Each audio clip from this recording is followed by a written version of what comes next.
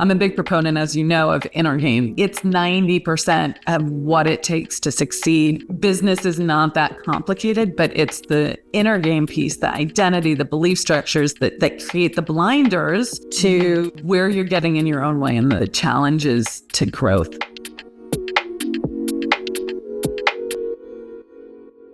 Hello, and welcome to another episode of the Unstoppable Woman podcast. I am super excited to bring to the show today an amazing woman. Her name is Lauren Goldstein. She is the business doctor. So if you're someone who is feeling the struggle around your service-based business, Lauren is an asset for you. So I was on Lauren's podcast. We don't know if it's already been released or it's yet to be released because I'm recording this in advance, as did she. So we don't know the timing on all of that, but I had a rollicking good time with her and had a really good time being the interviewee. So decided to have her on this podcast as well and do a little reverse interview here. So welcome to the podcast, Lauren. So good to have you here. Thank you so much. I've been looking forward to this for a long time. So thanks for having me. You're so welcome. Okay. So let's, as context, give the audience a little bit about your business journey. So you didn't just get birthed into 2023 doing this work. What happened to lead you to this place? I've actually been doing this for 12 years and I've had a very unorthodox way that I got here. So to try and keep it as short as possible, in my former life, I was in the medical field. I worked in pediatric neurology and epilepsy research, was going to be a doctor. I don't know if I have any fellow OCDers out there that like to plan. I had my whole life planned. And then we had a little baby come in to the epilepsy monitoring unit that we treated. And then the insurance company came back and said, actually, we're not going to pay for this continued treatment. And I just had this moment of supreme clarity where I realized that as much as I was put on this earth to help people, I couldn't do it with one hand tied behind my back and not be able to do what was best for my patients because insurance companies really are dictating patient care. So I left research, I left the medical field, and I felt like a cork in an ocean. I was really lost. I didn't do what you're supposed to do during college and explore all of the things. I was very one-track mind. I remember at breakfast one morning with my mentor, I was sniffling into my grits and I said, I don't know if I'm ever going to figure out what I'm meant to be or do now that I left. And he said, I've been thinking about this a lot. And I think you should be a business consultant. And I laughed at him because, guys, this is 12 years ago. So I don't know if you know what building a quote unquote online business was like back then, but it was no walk in the park. Like we did not have Stripe. Like websites were very hard to build. We had to do wire transfers or check. Like it was Wild West. Anyway, so I'm like, Jean, what are you nuts? Like I specialized in tiny humans for a very long time.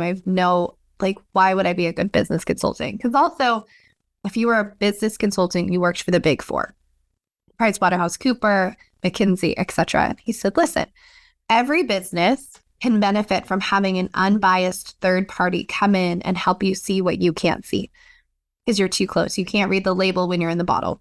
And so he said the way that you diagnosed things in the medical field is very valid to how you can diagnose things in the business world. So even though I thought he was crazy and my worthiness imposter syndrome was screaming very loud, I said, okay, I'll give it a try. And there was a lot of failing forward. And then I really got good at helping business owners uncover these things. And I went from being a mile wide and an inch deep in my services to, a mile deep and an inch wide. And about 6 years ago, one of my clients, after a diagnostic, he goes, okay, that was brutal. It's much worse than I thought, which I said, but let's also celebrate what's working really well. He said, but really, no, that was like, you put my business in an MRI machine and you said, oh, there's the cancer. Let's go treat it. And then he's like, you're kind of like the Biz Doc. And it stuck. And now, I get so much fulfillment and joy out of helping business owners get unstuck and unburied and out from underneath their business so they can make a bigger impact and have more fun, take a vacation. have that true entrepreneurial freedom that they're looking for. I love that. I love that. So that came full circle, right? The being a doctor, being in the actual medical world to the name of your business now, and what you do in that skill set, that transferable skill set, which I think is really, really powerful. So let's break this down just a little bit more, because there's a gap there between mentors saying, go try this, I think you'd be really good at it, and you being successful at it. And I think whether you're starting a new business, which is not necessarily our audience on this podcast, but there's some people listening who are, contemplating making a shift into starting their own business, or you're running your own business, or you're running your own team right now in an organization, and you're leaning into something just radically new and different for you. This is not something that maybe it feels like you have a transferable skill, but you're like, haven't tested this out yet, haven't proven it to myself. What's that messy middle look like? What are some things that you did now that maybe while you were in it weren't so much fun, but looking back, you're like, yeah, that changed everything for me. That was a really pivotal part of my journey. The three things that allowed me to get through it were, first, having an insatiable appetite for growth. And I don't like getting messy. I'm a recovering perfectionist, but allowing it to be messy until you figure it out. So I'm still perfecting getting messy and letting it be messy. But that was number one, just every day saying, how can I be better than yesterday? The second was, I surrounded myself with very smart people who had done it before. I think it's very important to have around you people that have built the businesses, the relationships, the lives that you want, so that you can lean on them to help impart wisdom on you that will help you avoid certain potholes. And then the third thing, I had my own coaches and mentors that I worked with one-on-one, and I'm a big proponent of therapy, because I joke that entrepreneurship is personal development with a paycheck, and it will make all of your demons, all of your trauma, or whatever you stuff down, it will come back with a vengeance to be cleared out. And so it's really important to have what I would call a self-care team to work on your inner game as much as your outer game. I'm a big proponent, as you know, of inner game. Like it's 90% of what it takes to succeed. Business is not that complicated, but it's the inner game piece, the identity, the belief structures that create the blinders to where you're getting in your own way, and the challenges to growth. So exactly. Yeah. And every day, better your best. Like some days, man, it does not feel like you want to do that. You just want to crawl into a little hidey hole and say, I want to do over. I don't want to better my best. I want to just hide away. So, okay. Yep. So let's talk about the team, the support team to create, because that's an important piece and how you think having that outside lens helped you. Why don't we do this in conversation of like a specific obstacle that you were overcoming in the journey, right? It all seems so easy now. Like the things that you had to overcome initially are things that you take for granted right now, but there were some big things in the beginning. What kinds of things did you have to overcome, and how did your support team really support you in that? 3, maybe 4 things that I really had to learn how to overcome were, I don't love being told no. And so getting discouraged by the no was really something very real for me in the beginning. But I had specifically around sales, when you would put a proposal out or make it a sales conversation. Okay.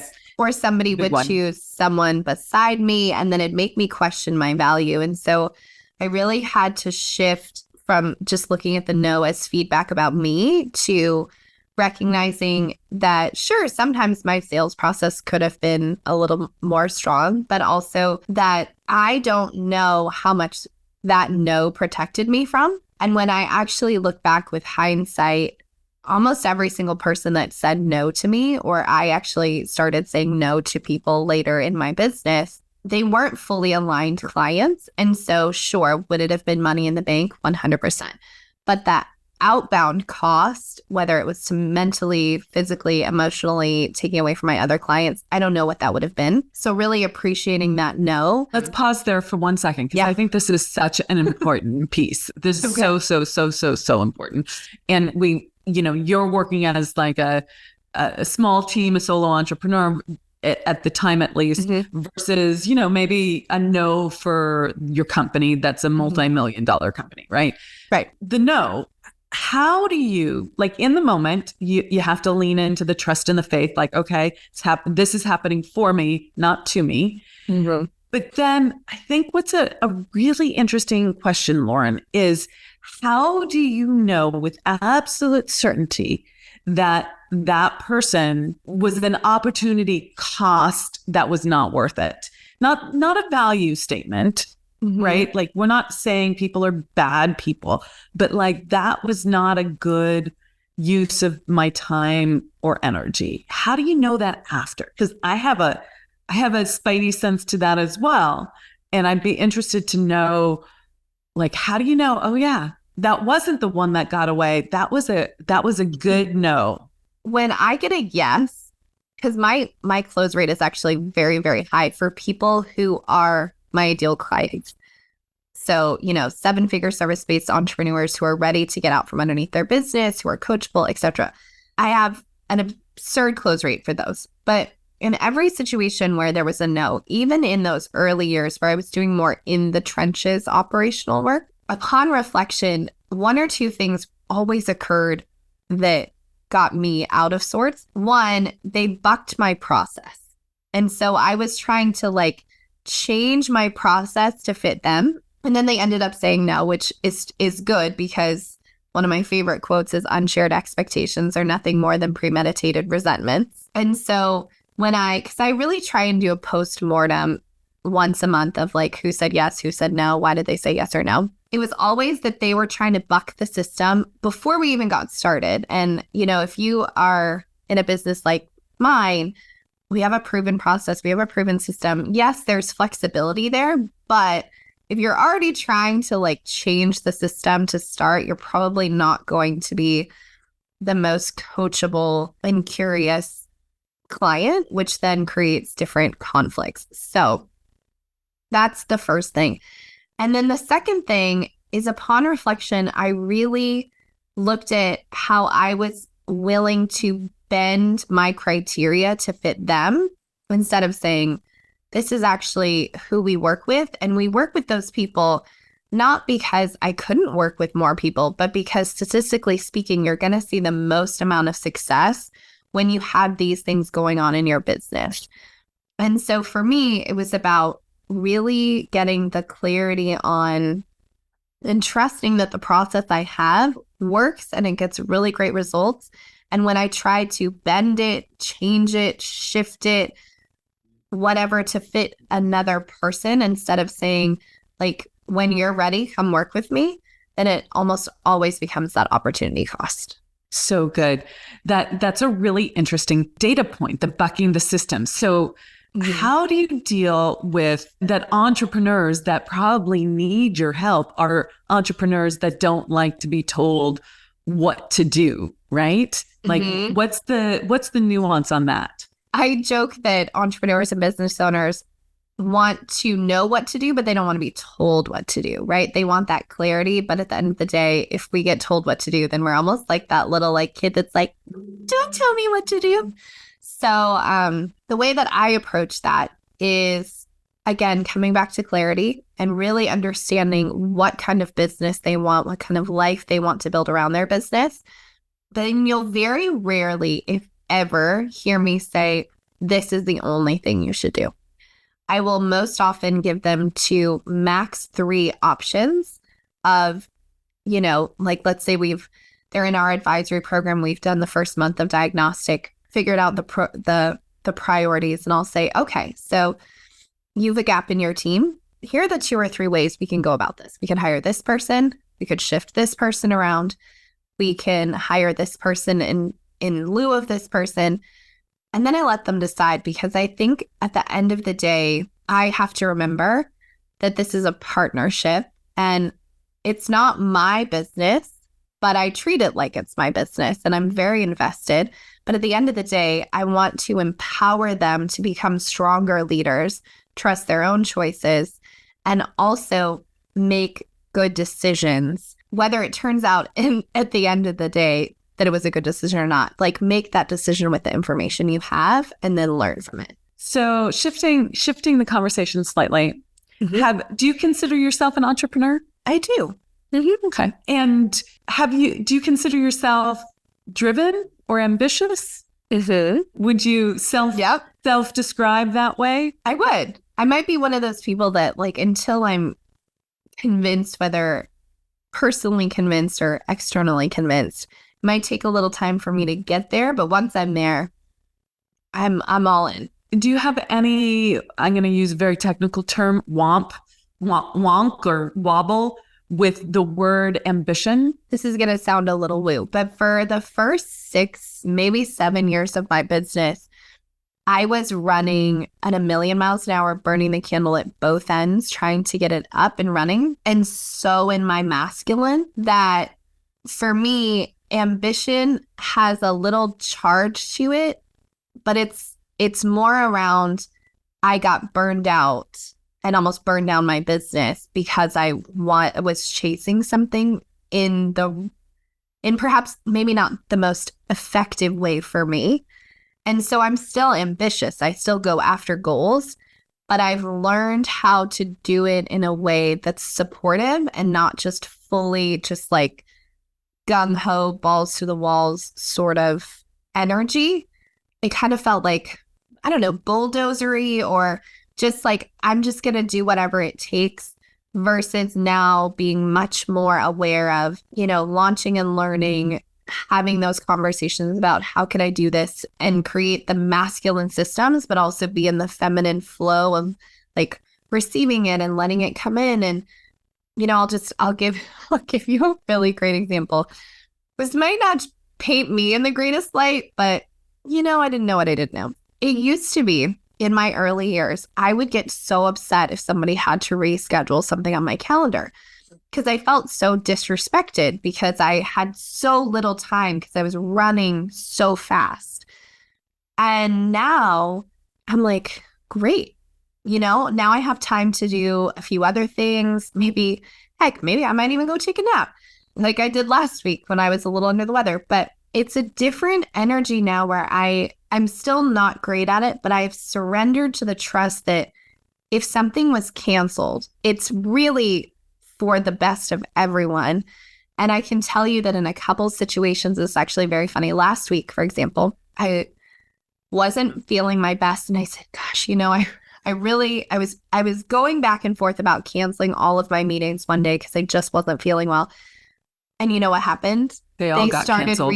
They started rescheduling. And I was like, holy crap, this is great. Mm-hmm. Like for me, it was just this, I had to shift from ambition looking a certain way to knowing that it's all really working out and I don't have to control it on such like a white knuckle grip. In fact, I think I did myself a lot of disservice. Not to say that I would change anything, but I do think that my like high level of trying to control and just muscling through in those first years probably slowed a lot of my success. Absolutely, 100%. I think this is such an interesting conversation to have around the concept of ambition, because I think so many women are ambitious in that very masculine drive, go hard kind of way, which I have a lot of that in me. I have a huge amount of will and focus and discipline. And I can map that creative idea to like, okay, let's go, let's get it done. I got places to be, things to do, people to see, let's go, come on. Mm-hmm.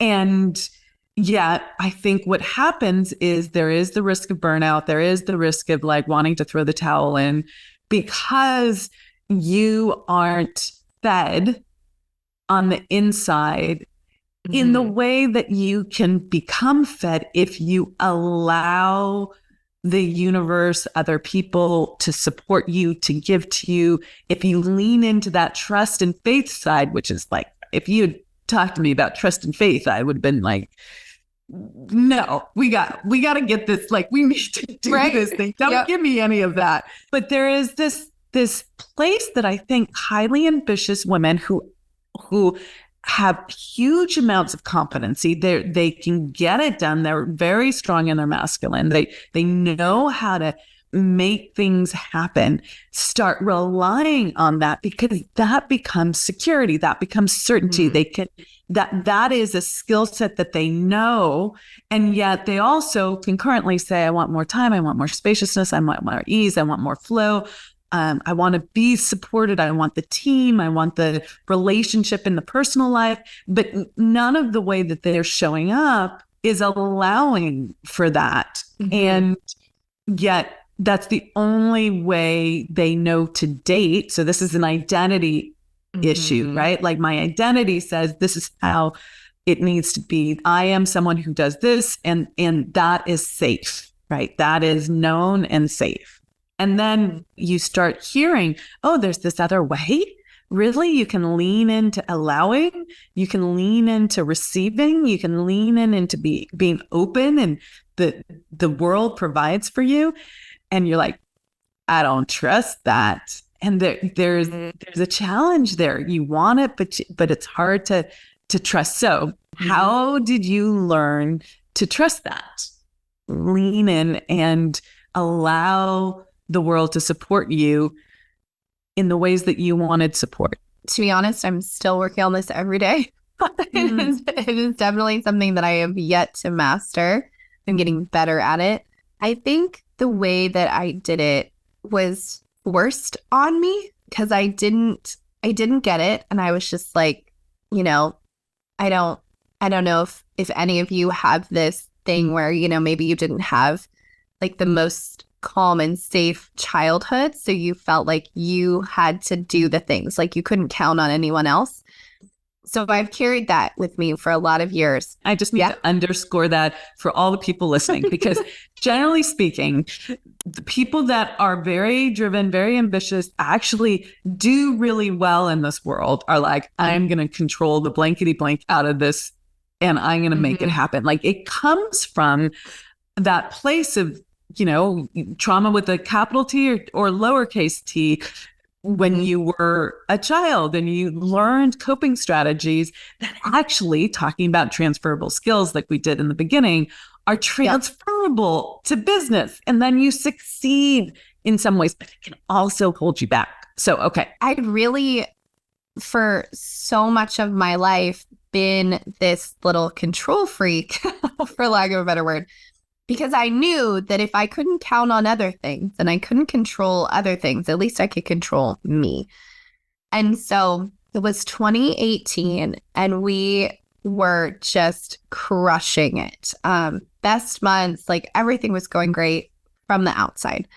On the inside, I was a disaster. I was burnt out. I was dropping balls, which is very unlike me. I was, kind of at my wit's end. I remember on a Friday afternoon crying at my desk because I had just had it. And I was like, I can't do this anymore. Like, my team's burned out. I'm burned out. I'm dropping balls for the clients. I don't like letting people down. And I closed my laptop and I went and I laid down and I slept like, I don't even know, like 24 hours, basically. Didn't talk to another living human being for all of Saturday. Just did a lot of purging. Woke up on Sunday and it was like the sun had come out. And I just, in that moment, I realized that what I had been doing of trying to control everything, power through, just muscle through, was no longer working. And you diagnosed your own problem there, right? I did. And it was in that moment that I had to make a decision, because what I was doing was not sustainable. So I had to trust that I could do what I needed to do and help the clients, but in a much different way. And so from there, I just started doing tiny little things to build that trust muscle, whether it was, listening to my gut a little bit more and saying yes or no to a client. I did a lot of trust work around, I basically, on that Sunday, killed off every service we had except 3. And like even today, I can't remember, actually, there's a book that talks about this kind of experimenting with the universe. I can't remember what it's called at this moment, but it'll come to me. But I try every day to kind of say, what can I test today? What can I trust today? And I think you and I talked about this on my podcast, like the little incremental steps, because it's, again, something I work on every day. I'm still not like, I didn't flip a switch and I'm totally trusting like, la, la, la, like that's just probably never going to be me. But I do trust that everything is working out probably better than I could even plan. And so I kind of get a little bit excited to kind of see how it's going to work out better than I could imagine. And I'll actually give you a really great example. As we've described, I'm a little bit of an OCD planner, recovering perfectionist. However, this year I decided to go on a fall friend tour because I live in Texas. And so we have 2 seasons, summer and second summer. So I wanted to go to the East Coast and just like experience an East Coast fall. So I planned this trip going to Nashville, New York, Boston, and New Hampshire. And the number one thing on my list was to go apple picking. And so I'd planned to go apple picking with my friend in New York. And through a series of really interesting events, the weeks leading up to it, I just kept getting this gut feeling of don't plan your hotels yet, which is super nerve-wracking to me to not know where I'm staying. But I'm like, okay. So I'm in Nashville and I still haven't booked my hotel. So this is like Sunday and I arrive Monday. Sorry if this is giving anybody trigger warnings. Anyway, so then I remember that one of my friends from New York, so I text her and I'm like, hey, where should I stay in New York? You know, I'm trying not to spend a gajillion dollars. I want to be in a good spot. And she said, wait a minute, you're going to be in New York? I'm going to be in New York. Why don't you stay at the same hotel we're staying at? And I'm like, green flag number 1. So it ends up that we both live in Austin, but we had been ships in the night. And all of a sudden we're meeting up in New York, which is very fun. Anyway, so then we end up at the same hotel. Have a great time. But then the friend that I was going to go apple picking with forgot to put me on her calendar. So she got booked. So then we couldn't go apple picking. And then it rained. And so there it was like green flag number 2. And so like through the course of this entire trip where I had the plan, like I knew where I wanted to go, but how I was going to get there, I kind of left open. It ended up being way more magical than I could have imagined because my friend, I texted her and I was like, hey, I didn't get to go apple picking in New York. Any chance you want to go when I'm in New Hampshire? And she said, we were just talking about that. Of course. And so her husband, who's a landscape architect, knows this guy who owns a farm. He's always wanted to check it out. We go there. He happens to be there. He gives us a whole tour. He's got like 75 different kinds of apples. Anyway, I know way more about apple orchards than I probably will ever need to know. But the point of that story is I can tell you unequivocally that had I just been so attached to how I wanted it to be and like had already picked out my hotels and made the plan, like I would have gone apple picking alone. It probably would have been raining.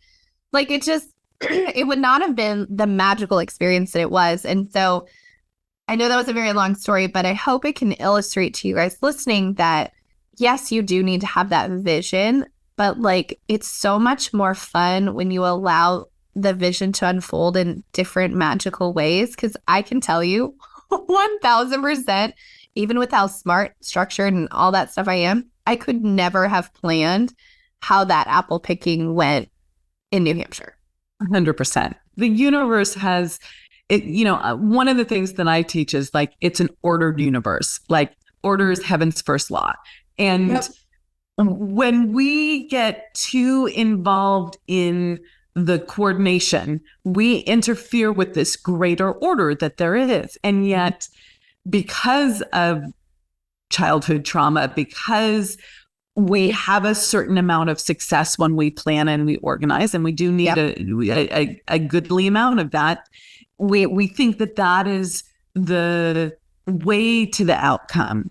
when in fact there is an opening to receiving, allowing the trust to come, the goodness to come in as we trust. And it's an interesting navigation or discernment question. There's a saying that I love, which is trust God, but tie up your camels. And like, when is the time to tie up your camels, right? Like, you don't tie up your camels are going to go wandering off. Someone's going to take your camels, whatever, right? Yep. Right. But when is the time exactly to tie up your camels?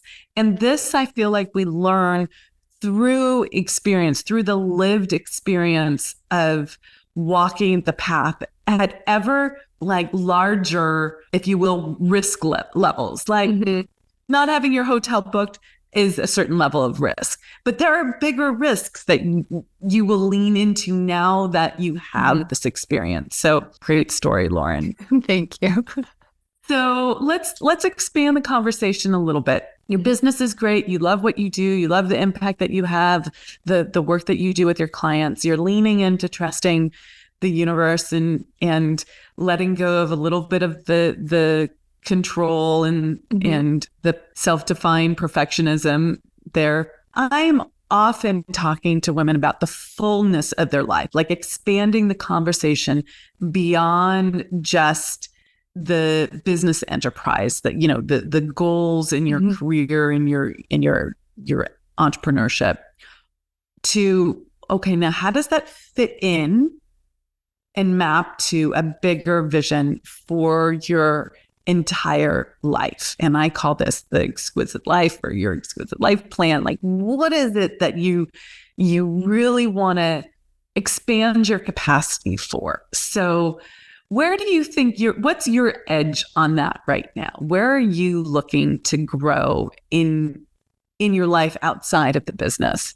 So my edge right now is in relationships and calling in my future husband. Like, that's really my edge, because I think for so long my business was my safety net, because it was, you know, maybe uncomfortably comfortable, but it was a very known quantity.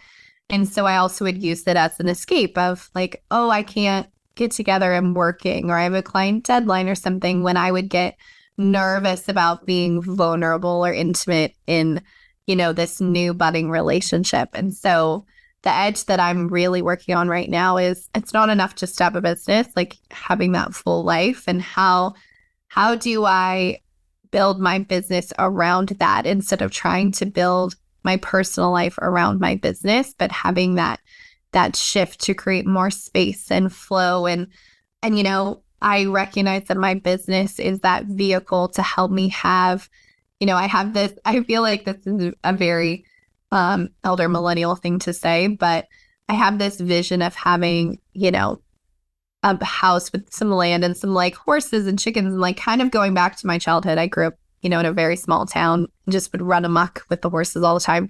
And I kind of want to get back to that, to the slow down, the disconnect, the intentional living and the intentional relationships, rather than the busy go, go, go energy of business. Yeah, I love that. Well, can I share a little tip on that? Yeah, I'm here.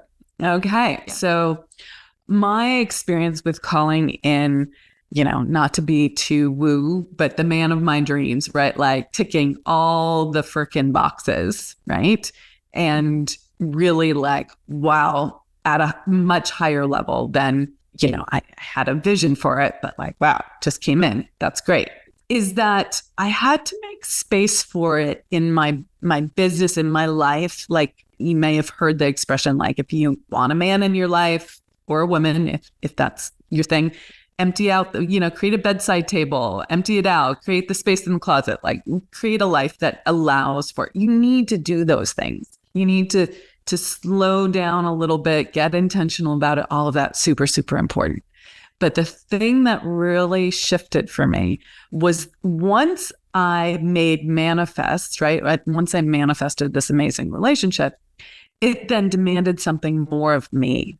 And that was a real lesson for me and a learning for me that like the relationship demanded that I show up differently in my business, that I set different ground rules for how I worked and my energy around it and what I allowed space for and how much transition I had into the end of my day and what did I do between calls and like all of these things were and also what my service offerings were. It made a demand on me once that came in. So I think there's something there that you allow for it and then you continue to allow for it, but you won't know what it demands of you until you actually lean in and create it. And so the shift continues, right? Yep. Yeah. Yep. Yeah. I love that. Thank you. Before I ask my final questions, where can people find you? The best place to find me actually is on my podcast, The Biz Doctor. It's available on all the platforms. I really dive into all things leadership, perspective shifts, productivity, operations, teams, all the common thread being how to get you out from underneath your business so that you can have that true entrepreneurial freedom, fun, impact, take a vacation, and a much needed sigh of relief. And then we have some great resources on our website, goldenkeypartnership.com. I am an elder millennial, so I'm not on TikTok or any of the other cool platforms, but I am on Instagram at It's Lauren Goldstein and LinkedIn. Fantastic. I love it. So go check her out. And then let me ask you my final questions. What makes you an unstoppable woman? For me, it's grit, just continuing to grow through the uncomfortableness. It's being, or rather having a growth mindset. And something that I learned actually in the book, Thinking in Bets, detaching my decisions from the outcome so that I don't have the result, label it a good decision or a bad decision. The author calls it resulting. And then story interruption is something that has definitely helped me to be unstoppable. Well, let's dive into those last two. Those are really good. So when you say divesting the decision from the outcome, why is that important? So the author of Thinking in Bets talks about this term called resulting. And that is where we correlate the decision as good or bad based on the outcome. And the reason why this is somewhat dangerous is because we make a decision in the moment with the information that we have. And so much that comes after that decision is luck that we can't control.